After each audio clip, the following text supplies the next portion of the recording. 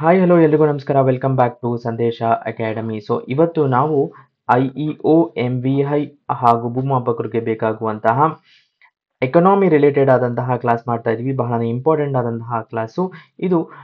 PYQ ಸೀರೀಸಿನಲ್ಲಿ day 3 ಆಗಿರುತ್ತೆ. Every day ಕೆಲವಷ್ಟು MCQ PYQs ಅನ್ನ ಸಾಲ್ವ್ ಮಾಡ್ತಾ ಇದ್ದೀವಿ. ನನ್ನ ಹೆಸರು ಸಂದೀಪ್ ದೇಶಪಾಂಡೆ. ಸೊ ತಡ ಮಾಡದೆ ಕ್ಲಾಸನ್ನು ಸ್ಟಾರ್ಟ್ ಮಾಡೋಣ. ಮೊದಲನೆಯದಾಗಿ DNPಯು ಅಳೆಯುವುದು ಡ್ಯಾಶ್ ಅನ್ನು. ಸೊ ಇದರಲ್ಲಿ ನೀವು ನೋಡಬಹುದು, ಒಂದು ದೇಶದ ನಿವಾಸಿಗಳು ಕೋರಿರುವ ಒಟ್ಟು ದೇಶೀಯ ಮತ್ತು ವಿದೇಶೀಯ ಉತ್ಪನ್ನ. ಎರಡು ರೀತಿಯಾದಂತಹ ಇಂಡಿಕೇಟರ್ಸ್ ಇದ್ದಾವೆ, ಒಂದು GDP ಮತ್ತು ಇನ್ನೊಂದು GNP. ಸೊ ಈ ಪ್ರಶ್ನೆಯಲ್ಲಿ ಮೋರ್ ಇಂಪಾರ್ಟೆಂಟ್ಲಿ ಫೋಕಸ್ ಇರೋದು GNPಯಲ್ಲಿ. ಅಂದರೆ ಎಲ್ಲ ನ್ಯಾಷನಲ್ಸ್ ಆಫ್ ದ ಕಂಟ್ರಿ ಏನಿದ್ದಾರೆ ಅವರು ಸೇರಿ ಮಾಡಿರುವಂತಹ ಟೋಟಲ್ ಪ್ರೊಡಕ್ಟಿವಿಟಿ ಅಥವಾ ಇನ್ಕಮ್ ಎಷ್ಟು ಅಂತ. ಒಂದು ದೇಶದ ನಿವಾಸಿಗಳು ಕೋರಿರುವ ಒಟ್ಟು ದೇಶೀಯ ಉತ್ಪನ್ನ, ಡೊಮೆಸ್ಟಿಕ್ ಪ್ರಾಡಕ್ಟ್ ಅಲ್ಲ. Total foreign output claimed by the residents ಅಥವಾ ದೇಶದ ನಿವಾಸಿಗಳು ಕೋರಿರುವ ಒಟ್ಟು ವಿದೇಶೀಯ ಉತ್ಪನ್ನ ಇದು ಅಲ್ಲ. ಯಾಕಂದ್ರೆ ನಾವು ಯಾವುದೇ ಒಂದು ಇಂಡಿಕೇಟರ್ ಅನ್ನ ಮಾಡಬೇಕಾದ್ರೆ ಡೊಮೆಸ್ಟಿಕ್ ಅಥವಾ ಒನ್ನಾದ್ರೂ ನೋಡ್ತೀವಿ, ಡೊಮೆಸ್ಟಿಕ್ ಮತ್ತು ಫಾರಿನ್ ಎರಡನ್ನು ಸೇರಿ ನೋಡ್ತೀವಿ. ಇಲ್ಲಿ ಗ್ರಾಸ್ ನ್ಯಾಷನಲ್ ಪ್ರಾಡಕ್ಟಿನಲ್ಲಿ option 1 is right answer, which is national ಪ್ರಾಡಕ್ಟಿನಲ್ಲಿ ಎಲ್ಲ ಗೂಡ್ಸು ಮತ್ತು ಸರ್ವಿಸಸ್ಸು ಒಂದು ಸಿಟಿಸನ್ ಅಂದರೆ ಒಂದು ದೇಶದ ನಾಗರಿಕರು ರಿಗಾರ್ಡ್ಲೆಸ್ ಆಫ್ ದ ಲೊಕೇಶನ್ ಮಾಡಿರುವಂಥದ್ದು. GNP is more useful for measuring global power ಮತ್ತು ಇನ್ಫ್ಲೂಯೆನ್ಸ್. ಯಾಕೆ ಅಂದರೆ ಒಬ್ಬ ನ್ಯಾಷನಲ್ಲು, ಅವರು ಇಂಡಿಯನ್ ನ್ಯಾಷನಲ್ ಆಗಿರಬಹುದು, ಅವರು ಎಂಟೈರ್ ವರ್ಲ್ಡಿನಲ್ಲಿ ಎಲ್ಲೆಲ್ಲಿ ಇದ್ದಾರೋ ಅಲ್ಲಲ್ಲಿ ಅವರ ಕಾಂಟ್ರಿಬ್ಯೂಷನ್ ನಾವು ಆ್ಯಡ್ ಮಾಡ್ತೀವಿ. ಓಕೆ, ದೆನ್ ಇದು ಸಿಟಿಸನ್ಶಿಪ್ಪಿನ ಆಧಾರಿತವಾಗಿರುತ್ತೆ. GDPಯು ಲೊಕೇಶನಿನ ಆಧಾರಿತವಾಗಿ ಇರುತ್ತದೆ. Highlight the contribution of the residents ಅಂತ ನಾವು ಇಲ್ಲಿ ನೋಡ್ತಾ ಇದ್ದೀವಿ. GDPಗೆ ಬಂದಾಗ ಲೊಕೇಶನ್, ಯಾವುದೆಲ್ಲ ಲೊಕೇಶನ್ ಅಂತ ಕೇಳಿದರೆ, ಒಂದು ಎಂಟೈರ್ ಭರತಖಂಡ ಅಥವಾ ಇಂಡಿಯಾದ ಜಿಯೋಗ್ರಫಿಕ್ ಲೊಕೇಶನ್ ಪ್ಲಸ್ ಎಲ್ಲ ಎಂಬಸೀಸಿನ ಲೊಕೇಶನ್ ಅಕ್ರಾಸ್ ದ ವರ್ಲ್ಡು, ಅದರಲ್ಲಿ ಜನರೇಟ್ ಆಗುವಂತಹ ಇನ್ಕಮು ಅದು ಕೂಡ GDPಗೆ ಆ್ಯಡ್ ಆಗುತ್ತೆ. ಮತ್ತು ಇಂಡಿಯಾದಿಂದ ಬೇರೆ ಯಾವುದೋ ಒಂದು ದೇಶದ ನಡುವೆ ಹಾರುವಂತಹ ಒಂದು ಏರೋಪ್ಲೇನ್ ಏನಿರುತ್ತೆ, if that aeroplane company belongs to India, because geographically it may be outside of India, that income will be added to GDP. ಮತ್ತು ನೀವು ನ್ಯೂಸಲ್ಲಿ ಓದ್ತಾ ಇರ್ತೀರಾ, India has deployed oil rigs near South Africa ಅಥವಾ outside of the African coast ಅಂತ. ಈ ಥರದ oil ರಿಗ್ಸಿಂದ ಬರುವಂತಹ ಇನ್ಕಮ್ ಕೂಡ ಇಂಡಿಯಾದ ಗ್ರಾಸ್ ಡೊಮೆಸ್ಟಿಕ್ ಪ್ರಾಡಕ್ಟಿಗೆ ಆ್ಯಡ್ ಆಗುತ್ತೆ. ಬಟ್ GNPಗೆ ಫಾರ್ ಎಕ್ಸಾಂಪಲ್ ಯಾವುದೇ ಒಬ್ಬ ಜಪಾನೀಸ್ ಇರಬಹುದು, ಅವರು ಇಂಡಿಯಾದಲ್ಲಿ ಇದ್ದು ಇನ್ಕಮನ್ನು ಜನರೇಟ್ ಮಾಡಿದರೆ ಅದು ಅವರ GNPಗೆ ಆ್ಯಡ್ ಆಗುತ್ತದೆ. Right.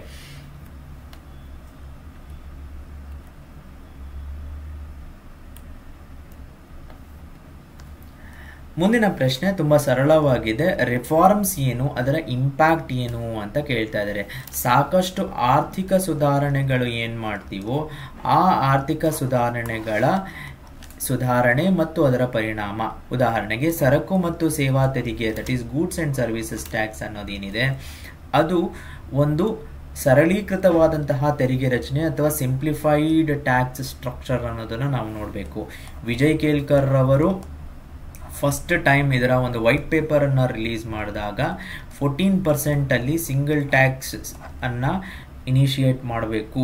That will help the economy grow, the GDP will grow the fastest at that time ಅಂತ ಅವರ ಸಜೆಷನ್ ಇದ್ದಿದ್ದು. So GDP goods and services tax ಬಂದು ಸಿಂಪ್ಲಿಫೈಡ್ ಟ್ಯಾಕ್ಸ್ ಸ್ಟ್ರಕ್ಚರ್. ಸೊ ನೀವು ಇಲ್ಲಿ ನೋಡ್ಬೋದು, ಎ ಅಲ್ಲಿ ನಾವು ಸ್ಟೇಟ್ಮೆಂಟ್ 2 ಅಥವಾ ಇಂಪ್ಯಾಕ್ಟ್ 2 ಅನ್ನು ಮಾಡ್ತಾ ಇದ್ದೀವಿ. ಇನ್ನೆಲ್ಲ ಆಪ್ಷನ್ಸನ್ನು ನಾವು ಕ್ಯಾನ್ಸಲ್ ಮಾಡಬಹುದು.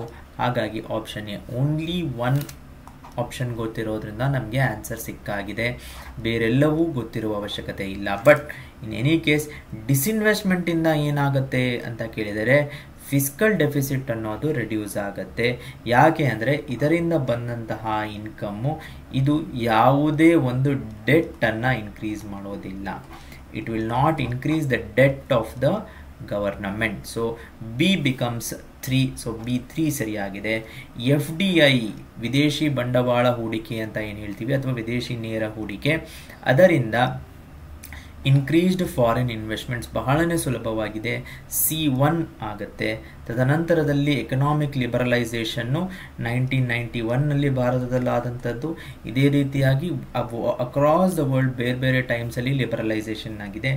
LPG ರಿಫಾರ್ಮ್ಸ್ ಅಂತ ಏನು ಕರಿತೀವಿ ಅದಕ್ಕೆ ರಿಲೇಟೆಡ್ ಆಗಿರುವಂಥದ್ದು. ಅದು ಇಂಪ್ರೂವ್ಡ್ ಎಫಿಷಿಯನ್ಸಿ ಆ್ಯಂಡ್ ಕಾಂಪಿಟೇಷನನ್ನು ಎನ್ಕರೇಜ್ ಮಾಡುತ್ತೆ ಎಂಟೈರ್ ನೇಷನಲ್ಲಿ and in the entire economy where it is liberalisation.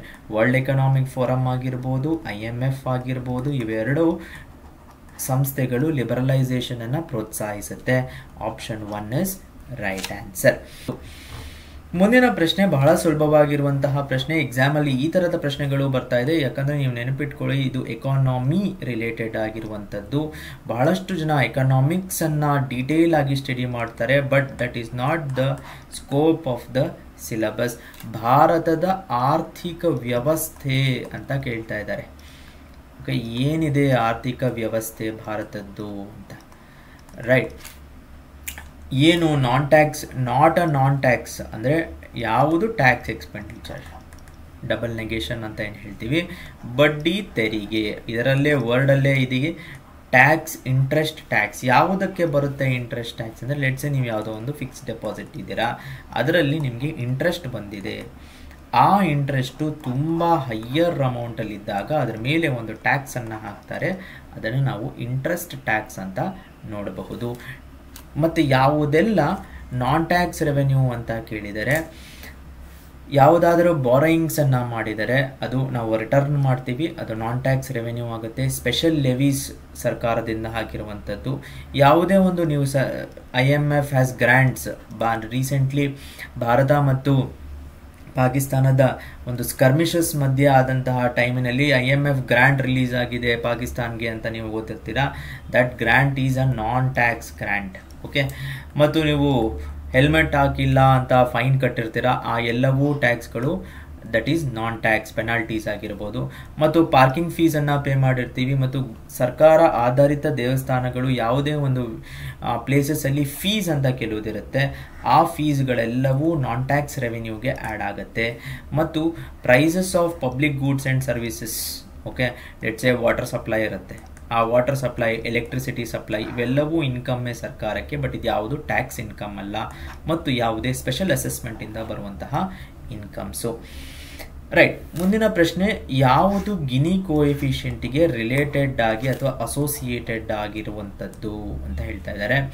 ಒಂದು, ಕೆಲವಷ್ಟು ಕೋಎಫಿಷಿಯಂಟ್ಸನ್ನು ನೀವು ನೋಡ್ಕೋಬೇಕಾಗತ್ತೆ, ಕೆಲವಷ್ಟು ಕರ್ವ್ಸನ್ನು ನೀವು ನೋಡ್ಕೋಬೇಕು. ಅದರಲ್ಲಿ ಗಿನಿ ಕೋಎಫಿಷಿಯಂಟ್ ಅನ್ನೋದು ಲಾರೆನ್ಸ್ ಕರ್ವ್ಗೆ ರಿಲೇಟೆಡ್ ಆಗಿರೋದು. ಏನಿದು ಅಂತ ಕೇಳಿದರೆ, ಲಾರೆನ್ಸ್ ಕರ್ವ್ ಅನ್ನೋದು ಎಷ್ಟು ಜನ ಮತ್ತು ಇನ್ಇಕ್ವಾಲಿಟಿಯ ಲೈನನ್ನು ಇದು ಅಳೆಯುತ್ತೆ. For example, this Lorenz curve will give you the number of people and the perfect equality line ಮತ್ತು ಪರ್ಫೆಕ್ಟ್ ಇನ್ಇಕ್ವಾಲಿಟಿ ಲೈನಿನ ಮಧ್ಯದಲ್ಲಿ ಎಲ್ಲಿದೆ ಒಂದು ಎಕಾನಮಿ.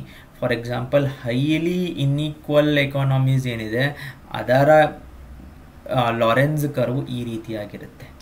ಹೈಲಿ ಈಕ್ವಲ್ ಎಕಾನಮೀಸಿನ ಲಾರೆನ್ಸ್ ಕರ್ವ್ ಈ ರೀತಿಯಾಗಿರುತ್ತೆ. ಪರ್ಫೆಕ್ಟ್ ಈಕ್ವಲ್ ಎಕಾನಮಿ ಅನ್ನೋದು ಎಕನಾಮಿಕ್ಸಲ್ಲೇ ಬರೋದಿಲ್ಲ.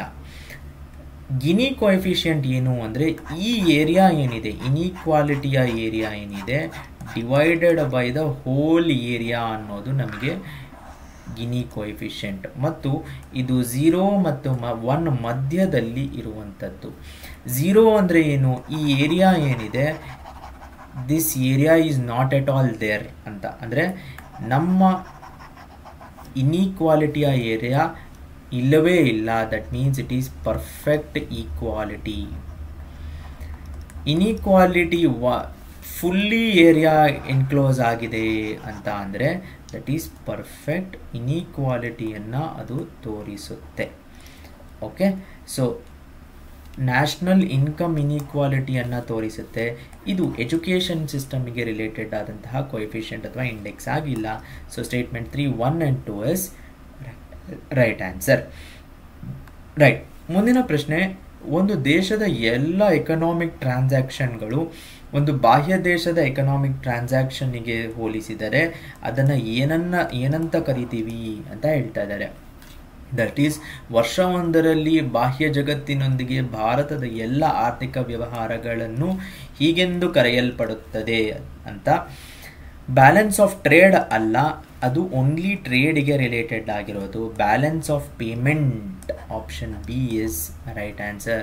ಜಸ್ಟ್ ಫಾರಿನ್ ಅಂತ ಇರೋದ್ರಿಂದ ಅದು ಫಾರಿನ್ ಅಕೌಂಟ್ ಅಥವಾ ಫಾರಿನ್ ಟ್ರೇಡ್ ಆಗೋದಿಲ್ಲ. ಬ್ಯಾಲೆನ್ಸ್ ಆಫ್ ಪೇಮೆಂಟ್ ಅಂದರೆ ಏನು? ಒಂದು entire accounts of the country with the rest of the world, ROW ಅಂತ ಏನು ಹೇಳ್ತೀವಿ. ಇದರಲ್ಲಿ ಬಹಳಷ್ಟು ಅಕೌಂಟ್ಸ್ ಇದೆ, ಬಹಳಷ್ಟು ಇನ್ವೆಸ್ಟ್ಮೆಂಟ್ಸ್ ಇದೆ. ಇದನ್ನು ನೀವು ಡೀಟೇಲ್ ಆಗಿ ಸ್ಟಡಿ ಮಾಡ್ಬೋದು. ಫಾರ್ ಎಕ್ಸಾಂಪಲ್ ಟೋಟಲ್ ರಿಸೀಪ್ಸ್ ಯಾವುದರಿಂದ ಎಲ್ಲ ಬರ್ಬೋದು, ನಿಮಗೆ ಟ್ರೇಡಿಂದ ಆದರೂ ಬರ್ಬೋದು, ಸರ್ವಿಸಸ್ಸಿಂದ ಆದರೂ ಬರ್ಬೋದು. ಕರೆಂಟ್ ಅಕೌಂಟು ಮತ್ತು ಕ್ಯಾಪಿಟಲ್ ಅಕೌಂಟ್ ಅನ್ನುವ 2 ಅಕೌಂಟ್ಸ್ಗಳಿರುತ್ತೆ ನಿಮಗೆ ಬ್ಯಾಲೆನ್ಸ್ ಆಫ್ ಪೇಮೆಂಟಲ್ಲಿ. ಅದರಲ್ಲಿ ಕರೆಂಟ್ ಅಕೌಂಟಿನಲ್ಲಿ ಎಕ್ಸ್ಪೋರ್ಟು, ದಟ್ ಈಸ್ ಮರ್ಚೆಂಡೈಸ್ ಅಥವಾ ಗೂಡ್ಸ್ ಅಂತ ಏನು ಹೇಳ್ತೀವಿ. ಸರ್ವಿಸಸ್ಸು ಅದರಲ್ಲಿ ಇನ್ಕ್ಲೂಡ್ ಆಗಿರೋದಿಲ್ಲ. ಅದನ್ನು ಇನ್ವಿಸಿಬಲ್ಸ್ ಅಂದರೆ ಕಣ್ಣಿಗೆ ಕಾಣದೇ ಇರುವುದು. ಫಾರ್ ಎಕ್ಸಾಂಪಲ್, ನೀವು ಯಾವುದೋ ಒಂದು ಲೆಟಸ್ಸೆ ಒಬ್ಬ UK ಅಲ್ಲಿ ಇರುವಂತಹ ಪರ್ಸನ್ನಿಗೆ ಎಜುಕೇಷನ್ ಅಥವಾ ಟ್ಯೂಷನನ್ನು ಕೊಟ್ಟಿರ್ತಾರೆ. ಓಕೆ, ಎಜುಕೇಷನ್ ಸರ್ವಿಸ್ ಅಂತ ಏನು ಹೇಳ್ತೀವಿ ಅದು. ಇದು ಕಣ್ಣಿಗೆ ಕಾಣುತ್ತಾ, ಕೈಯಲ್ಲಿ ಹಿಡಿದುಕೊಳ್ಳುವಂಥದ್ದ? No, it is an invisible at the end of the year. So that is net services ಎಕ್ಸ್ಪೋರ್ಟಲ್ಲಿ ಅದು ಆ್ಯಡ್ ಆಗುತ್ತೆ. ದೆನ್ ಕ್ಯಾಪಿಟಲ್ ಪಾರ್ಟಲ್ಲಿ ನಿಮಗೆ FDI, FII, government loans, external commercial borrowings ಇದೆಲ್ಲವೂ ಇರುವಂಥದ್ದು. ಓಕೆ. ಮುಂದಿನ ಪ್ರಶ್ನೆ, ಡೆಮೋಗ್ರಫಿಕ್ ಡಿವಿಡೆಂಡ್ ಅಥವಾ ಜನಸಂಖ್ಯಾ ಲಾಭಾಂಶ ಅಂತ ಏನು ಹೇಳ್ತೀವಿ, ಅದು ಯಾವಾಗ ಅಂತ.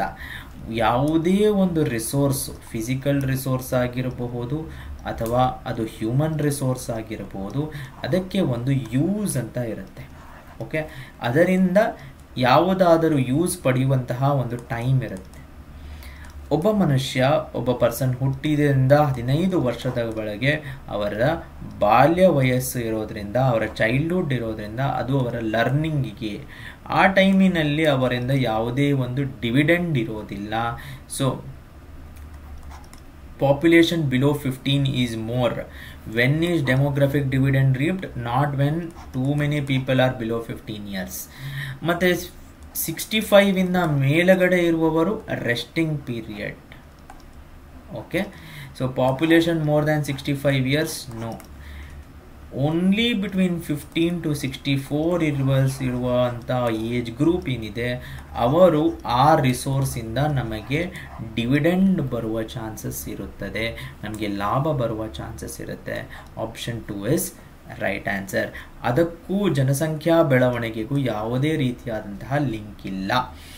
ಸೊ ಇಲ್ಲಿ ನೋಡ್ಬೋದು ನೀವು, ಪಾಪ್ಯುಲೇಷನ್ ಹೇಗಿದೆ, ಭಾರತದ ಪಾಪ್ಯುಲೇಷನ್ನು 2030 ಹೇಗಾಗುವ ಚಾನ್ಸಸ್ ಇದೆ ಅಂತ ತೋರಿಸ್ತಾ ಇದೆ. ದೆನ್ ಮರೆಮಾಚಿದ ನಿರುದ್ಯೋಗ ಅಂತ ಏನು ಹೇಳ್ತೀವಿ, ಅನ್ಎಂಪ್ಲಾಯ್ಮೆಂಟ್ಸ್ಗಳಲ್ಲಿ ಬಹಳಷ್ಟು ರೀತಿಯಾದಂತಹ ಅನ್ಎಂಪ್ಲಾಯ್ಮೆಂಟ್ಸ್ ಇದೆ. ಸ್ಟ್ರಕ್ಚರಲ್ ಅನ್ಎಂಪ್ಲಾಯ್ಮೆಂಟ್ ಇದೆ, ಫ್ರಿಕ್ಷನಲ್ ಅನ್ಎಂಪ್ಲಾಯ್ಮೆಂಟ್ ಇದೆ, ಸೈಕ್ಲಿಕಲ್ ಅನ್ಎಂಪ್ಲಾಯ್ಮೆಂಟ್ ಅಂತಿದೆ, ಮತ್ತು ಡಿಸ್ಗೈಸ್ಡ್ ಅನ್ಎಂಪ್ಲಾಯ್ಮೆಂಟ್. ಇದು ಯಾವುದರಲ್ಲಿ ಕಾಮನ್ ಅಂತ ಕೇಳಿದರೆ ಕೃಷಿ ವಲಯ ಆರ್ ಅಗ್ರಿಕಲ್ಚರ್ ಸೆಕ್ಟರ್. ಯಾಕೆ ಅಂದರೆ, what is disguised unemployment? Let us say ಈ ಮಹಿಳೆ ಒಬ್ಬರು ಒಂದು ವರ್ಕನ್ನು ಮಾಡ್ತಾ ಇದ್ದಾರೆ.